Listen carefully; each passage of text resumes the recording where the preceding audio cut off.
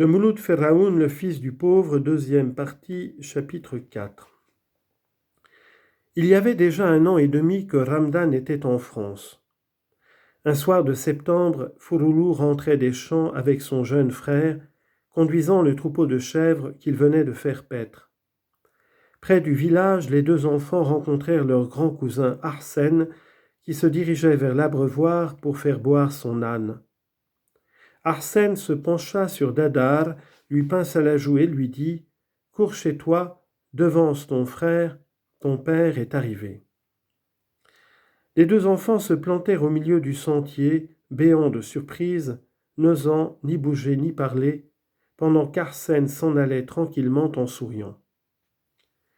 Fouroulou sursauta comme quelqu'un qui se réveille et piqua droit devant lui, abandonnant le troupeau et oubliant Dadar qui déployait de grands efforts pour suivre son aîné. Le père Ramdan était à la maison. Des voisins et des voisines l'entouraient, pendant que Fatma, toute rayonnante, se tenait sur le seuil pour recevoir les visiteurs. Les enfants se frayèrent un chemin jusqu'à leur père, qui les embrassa en riant de son gros rire. « Fouroulou, que Dieu te le garde, est un homme à présent, lui dit une vieille. Que Dieu te donne la paix, oui, il a grandi, il en est temps, je suis usé. Toi, tu es plus solide qu'avant. » De fait, Ramdan avait changé. Il avait grossi, sa figure et ses mains étaient presque blanches. Il avait de belles couleurs. On aurait dit vraiment qu'il n'avait pas été malade. Et pourtant il mangeait bien, même ici, dit Fatma. Vous savez toutes, Dieu merci, que nous ne nous privons pas. Il n'y a pas de comparaison à faire entrer entre la France et nous, lui répondit-on.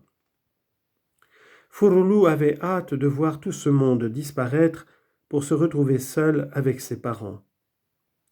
Dans un coin de la maison gisait un gros sac et une valise mystérieuse, et son regard allait irrésistiblement de ce côté.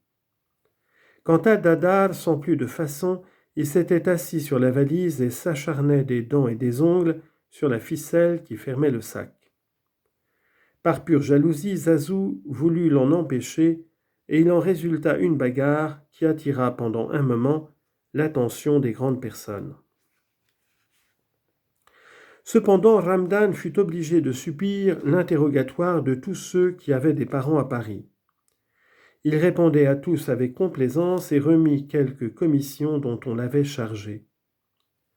L'individu qui sortit le dernier à la grande satisfaction des enfants fut l'oncle Lounis. Fouroulou, il est vrai, s'intéressa à la conversation des deux frères, puisqu'elle se rapportait à l'accident et aux souffrances endurées à l'hôpital. Mais il savait qu'il avait tout le temps devant lui pour se faire répéter le récit. Pour l'instant, ce qui l'intéressait le plus, c'était la fouille des bagages. Il était pressé aussi de parler de ses succès scolaires dans l'intimité. On tira du village une douzaine de pains et des vêtements. La valise était bourrée également.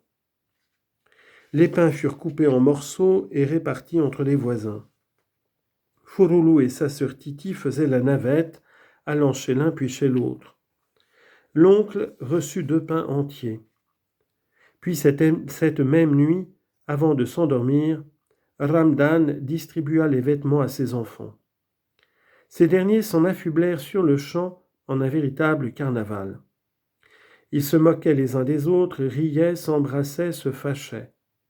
Finalement, Dadar s'endormit avec les souliers dont on venait de le chausser, un gilet rouge tout flamboyant et un béret qui lui cachait les 2 oreilles. Zazou avait disparu dans une gandoura destinée à la mer, sa tête seule émergeait, et sur cette tête il y avait un châle de soie jaune dont les franges lui tombaient sur les yeux. Fouroulou, en homme ordonné, rangeait avec soin son paquet au-dessus de son oreiller, en défendant à quiconque d'y toucher. Baya et Titi, les plus grandes, serraient leur lot entre leurs cuisses et faisaient mine d'écouter attentivement leurs parents. Ramdan racontait justement pour la 2e fois comment l'accident était arrivé, dans l'intention évidente d'intéresser ses enfants et en particulier Furulu, il tira son portefeuille, en sortit une liasse de papier. « Tiens, lis ça, si vraiment tu es instruit, vois un peu où a passé ton père et ce qu'il a souffert.